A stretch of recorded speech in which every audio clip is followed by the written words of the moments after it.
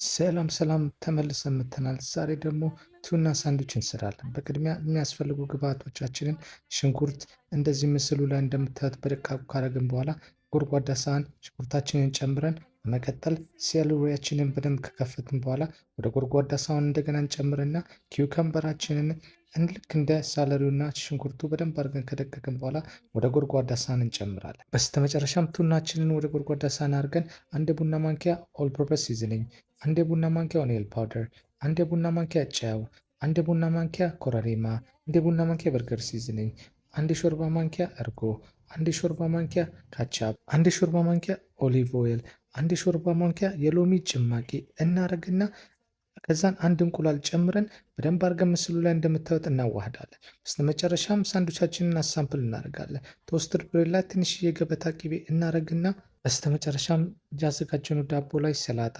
ቲማቲም እንዲሁም ያዘጋጀነውን ቱናና አቮካዶ እንደዚህ ምስሉ ላይ እንደምታዩት ካረግን በኋላ በቆንጆ ሁኔታ አሳምረን እንደዚህ እናቀርባለን።